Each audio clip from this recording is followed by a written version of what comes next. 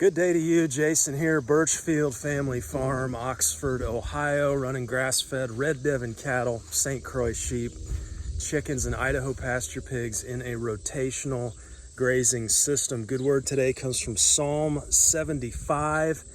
As for me, I will declare this forever. I will sing praise to the God of Jacob. I will cut off the horns of all the wicked, but the horns of the righteous will be lifted up. Since we've been on the tubes here, tons and tons going on, right? Something's always changing on the farm. An extremely wet summer.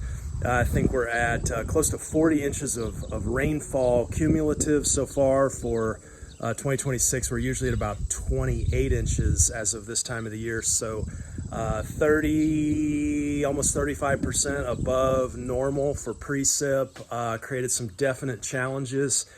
We need to get the rams. We've got a group of rams here. So sheep sales are pretty much over. We've got a few rams that are still available. But, cattle are out with our breeding ewes. We've got them out on the windmill pasture still. I'm going to pull off there. I think with all the rain, we want to do stockpile on that windmill pasture. So I always said mid-August. Last year we pulled off mid-September and it was too late. So I think we'll get it about right with all this rain. If we pull off of there, let's do it today. Let's get them off of there. And so what are we today? The August 26th, I think. Coming into late August here, but with all this precip, the grass is still taking off. Lots of challenges here. Probably one of the warmest summers on record too. So you've got all of the wetness, all of the heat, and perfect environment for the parasites, especially sheep parasites, to thrive. So always a challenge there, even with our parasite-resistant sheep and our rotational grazing system. Still, you're still going to have weak stock occasionally that you need to deal with. And certainly the case in any kind of farming system here. So we're gonna get cattle and sheep moved. I think before that though, we have a group of rams. Our main group of rams here are breeders, and also we got a few meats in there, it looks like. And so we need to get them moved first. Of course, this time of the year it's tricky as well because we can't have rams mixing with ewes. A late August breeding here would be a total disaster in a grass-based system. We'd be lambing 5 months from now, middle of the winter. Don't want that. So we'll take precautions. We'll go over all that and do a couple moves here. Let's get after it. You can see the boys tucked back in here, a little alcove just behind the pond here that I like to run them in. And kind of an interesting observation on the pasture here. We mowed this early on, and one of the I don't want to get too crazy here, but one of the lies you'll hear in regenerative ag is that you need to clip because the weeds grow slower than the grasses and the clovers. That's a big fat lie. This has been clipped twice, I think. And look at the ironweed out competing the grasses and the clovers. Don't tell me ironweed isn't a weed. It absolutely is. So I think the secret, I think, is more about the timing of your cutting. So you can see this over here. We cut this later. So I let that ironweed come up. Again, you can see the line right down through here where I clipped all this later on. So I let that ironweed come up and almost like there's some of it back there. See how it's, you can see it from here. There's purple, kind of some purple flowers. And so I let that come up, and I guess, I don't really know if that qualifies as going to seed with those purple flowers. I don't think it does. But anyway, this was all covered in that ironweed. And you can see bush hogged that one time and it's gone. And we got just a beautiful pasture here that's come back now. This here, that's the small ironweed. There's your more mature plant there starting to put on those purple flowers. So let that stalk kind of thicken up basically, and then and then hack that stuff at the right time. Okay, so here they come. I'm actually just gonna kind of throw this net down. I think they'll follow this path here up front. Again, got Sawyer in the back there leading them. What do you think of our new addition here? This is Welby, just a beautiful, beautiful ram. Now, the idea here is we do not want them mixing. Now, there is a woven wire fence between them and the ewes over there. So we'll take our time here, just kind of run them slow. One of the things I'm watching for this time of the year is who's really lagging at the back. And, you know, a lot of times they'll be sucking air, and a lot of times that's telling me who's not really doing too great. We got a few of these rams several of these I would not sell as herd sires. You've got a small one there, a little dirty on that backside. Seen a little bit of coccidia this year in lambs with, you know, being so wet. And, you know, folks talk about parasite resistance, and I do believe we have that resistance here, but there are limits. You know, 40 inches or up above, even 40 inches of rain. Look at this guy here. Phew. He's we added him from another farm, but he was out of our original lines that we sold to that farm. So Steve in Indiana, if you're listening, what a beauty there. I call him Rex, Sexy Rexy. And whew, just a beauty. He'll be a herd sire. We've got Welby there. Dan down in Tennessee, thank you for sharing him with us here. And this guy here was from Indiana. He's another bloodline there. Yeah, you can see the little guy lagging behind there. He may need a little special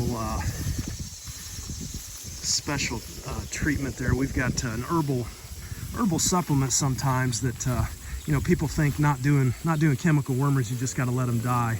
Not necessarily.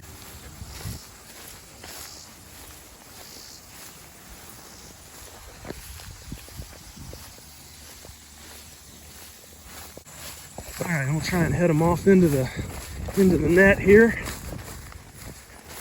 Come on, sheeps, in the net. Go on. Yep, bring them up. Push ups there. There we go.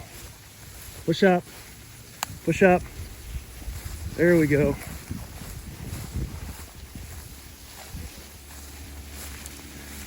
Yeah, average on wean weights, I think we were somewhere, you know, not quite mid 30 pounds at weaning. What were we? We're usually around 0.3 to 0.4 average daily gains, pounds per day. And old Rexy there was like twice our average wean weight, so he'll definitely be one that we want to keep in the mix. Okay, so looking at this stuff here, we've been 40 days plus here on the rest. Of course, all of this rain, just wonderful, wonderful, wonderful pasture this year. I was talking to another local farmer, and we were both kind of agreeing. Don't know that we have ever seen it this green in August. And so you know, just a really really great grazing year if you can, you know, manage it right. Now, one of the struggles this year has been a bit of scouring. You know, whenever you get that higher protein and that higher moisture in the grasses, in the ruminant animal, you're going to have a tendency towards more loose manure. Why is that? Well, there can be several reasons, especially with sheep. You know, you can have, you know, protozoa involved, not necessarily gastrointestinal nematodes, you know, like Haemonchus barber pole worm. That's going to be more like they can have that even when they're not scouring. So we you know, typically don't see that cause scouring here on the barber pole worm, but you got to be looking out for that. The rumen really is viewed best, I think, as a fermentation tank. You know, and you gotta kind of tend to that fermentation mix. You know, trying to keep the ruminant animal functioning optimally with varying weather conditions can certainly be a challenge at times. Now, the challenging thing is when we see an animal, you know, especially a young lamb scouring, it's not just always nutritional, right? It can be pathogenic. You know, you can have the coccidia, which is, I believe, a protozoa. It's important not to get that confused with the barber pole worm. My process here is, you know, I'm going to start with hay. You know, give them a few days to get cleared up. The problem is you're already behind the 8 ball then. If you move into more of a coccidia, you know, treatment like several options. Molly's Herbals, Land of Hivala. We've used just a straight garlic juice that we've made here on the farm. Several studies to support that garlic juice as being just as effective as a lot of the chemical dewormers. That's going to be, for us, it's been a 1 teaspoon of fresh pressed garlic juice to, I believe it's 5 teaspoons of filtered water, and that's going to make a 1 ounce dose when you mix that together. You don't want to give that garlic juice just straight. It's super potent stuff. But those are kind of the three, I would say, the 3 primary options there. So, you know, another advantage or another option would be, you know, given the herbals, if you suspected coccidia, like you've got a young lamb, give the herbals in addition to the hay. So, you know, never easy. And again, when I talk about giving this stuff, you know, we're not giving this stuff to breeders. This is going to be like the, you know, the rams that are out here that really are not breeders. Maybe a lower birth weight, just haven't thrived like our breeding stock side has. And then that gets into selection, the importance of selection, fecal egg counts, you know, birth weights, wean weights, taking into account a large picture there of information in order to select good stocks. So, you know, our strategy here lately has been we're gonna test our breeding ewes, and I'm gonna call the top side of the breeding ewes and then select rams, you know, based on weights and egg counts, and get a really good breeding rams, but then also working from the top down on the breeding ewe side. You know, grass fed, I think that's one of the big challenges is, you know, how do we get that protein and energy right when they're out in the field? You know, how and so I think it's got a lot to do with pasture management. You know, maybe we let it grow a little longer, perhaps. You know, but there's different nutritional needs there for a ewe that's recovering from raising lambs versus a lamb. You know, different nutritional requirements, and so it can really get tricky. Okay, here we are back out here in the evening. We're going to go ahead and make this move now. What we got? 6 head of Devon and the 50 sheep or 50 breeding ewes. Here they come. So on the cattle, we've been doing some milking here. So we had another calf since I've made a video, and that was Daisy. She had a little calf we call Scooter. Get a couple shots of him and work them in here so you can see little Scooter, but named him that because he scoots around and disappears. He had a knack for that first week of life. Of course, you guys know these guys. Big Pat, the herd sire there. Come on, guys, let's go. Let's go that way.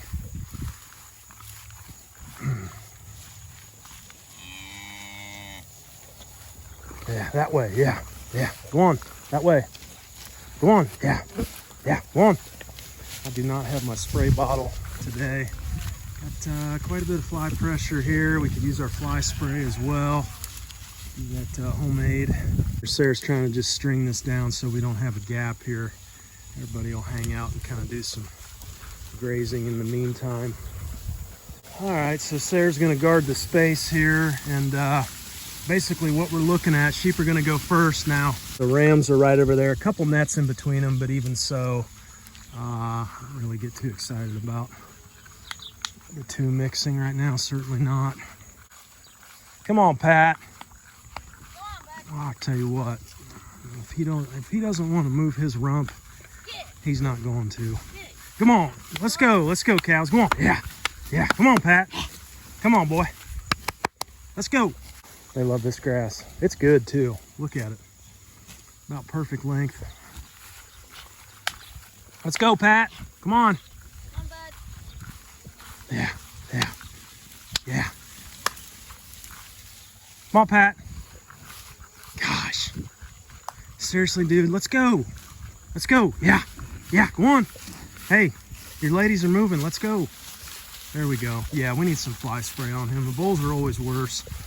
We got that homemade spray. That is one thing I like about milking right now, because we got those mamas in there and I can hit them with that spray. They're in the head gate to shoot every day. Oh boy. Seriously, bud? What in the world? Yeah, come on.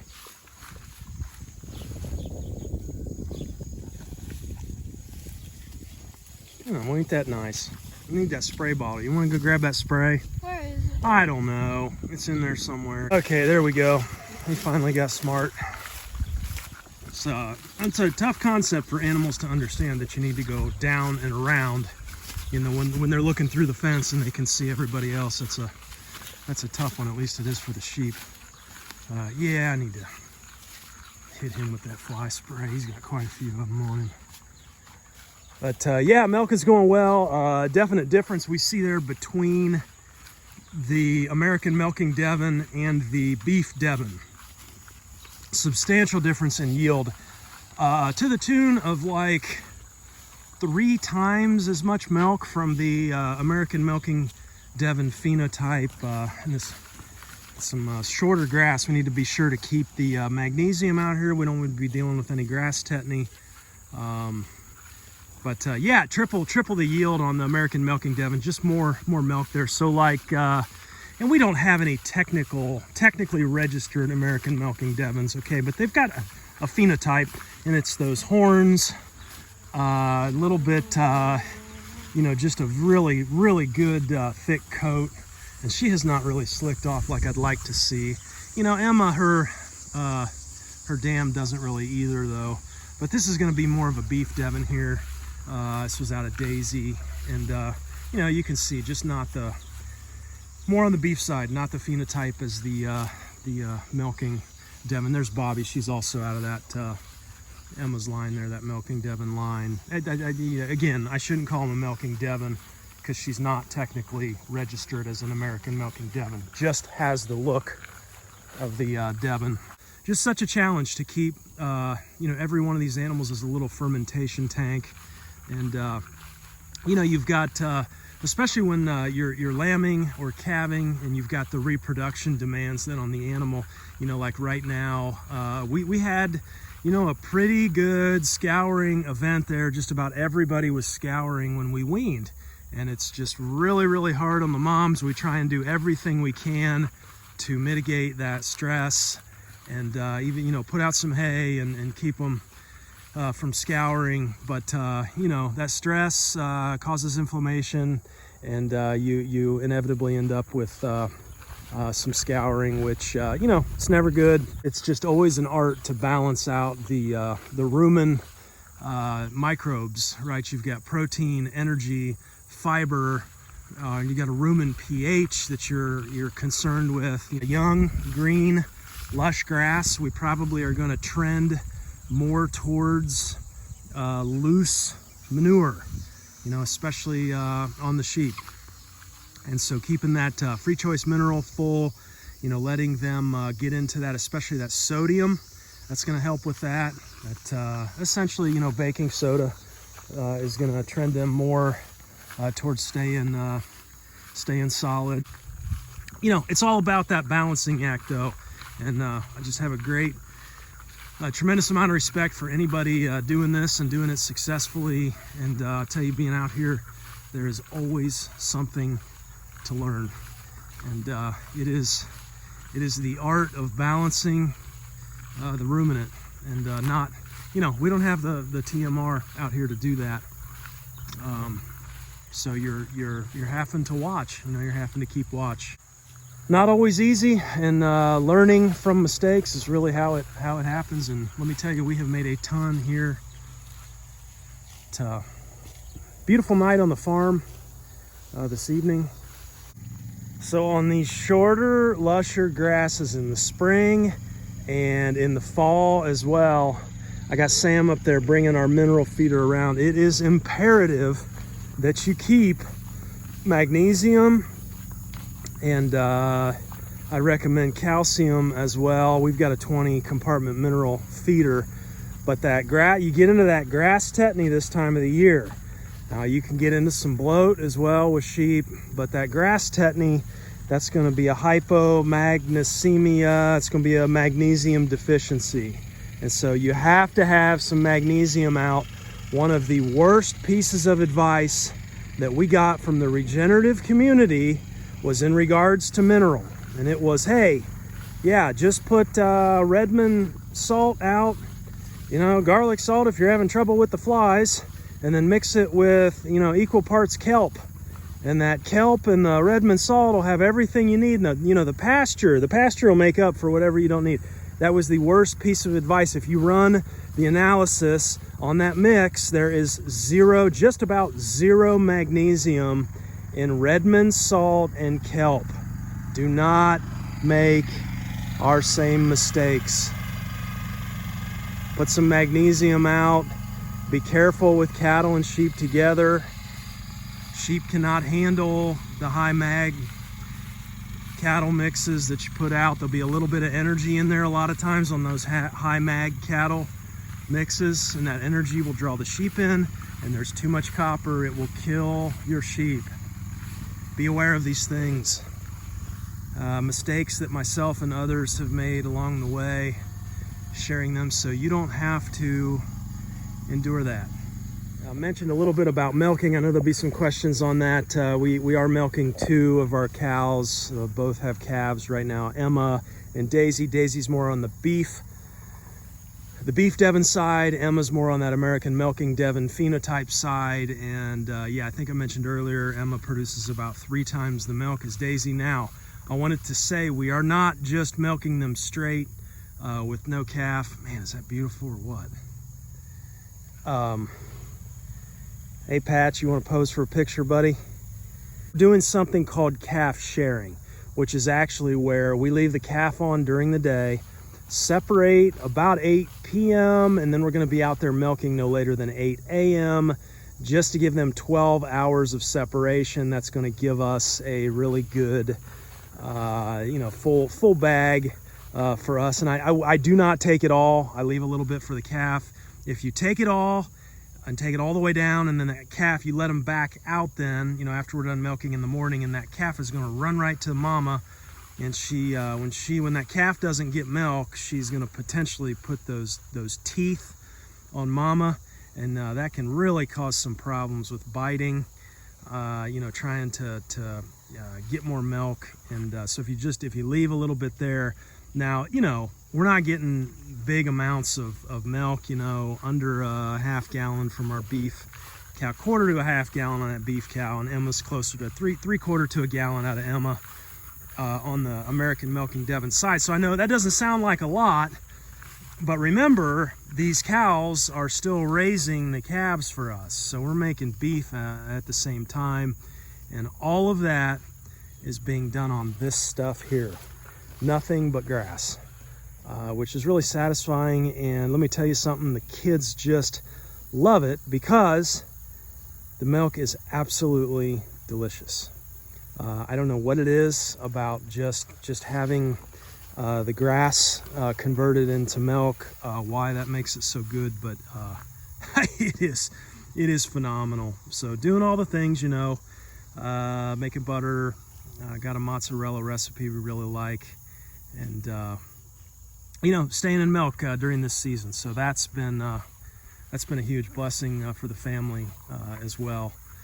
But just know, we're calf sharing is what I'm saying. The advantage to that, being able to do that with these Devons, is if we have a day where we can't make it out, somebody's sick, we got something going on, we got to be somewhere, travel, whatever, we can take, a day, 2, 3 days off, and we just put that calf back out with mama, and that calf is going to keep her from, getting in any kind of trouble.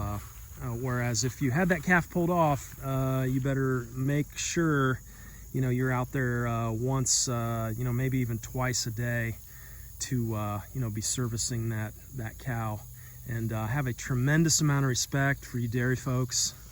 Totally awesome, especially doing it small scale on grass on the homestead. We had a couple come down here not too long ago. Well, they're north of us in Ohio, and they were doing grass-fed Jersey and doing milk. And man, just a ton of respect for you folks making it work on grass, doing the grass-fed dairy. That is super cool, but it's such a time commitment and such a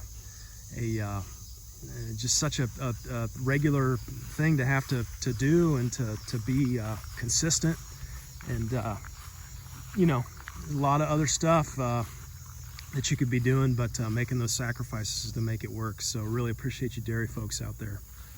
Okay, and so just for the record then, that means today's August 26th, so that means we just pulled off of the windmill pasture, and I have officially pulled off that for Stockpile. So August 26th, I'll probably get that mowed tomorrow. I think I will knock it back.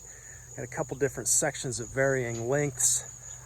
I think that's going to be a good thing though, to knock it down just one more time. Again, we've had so much rain, it's been so wet.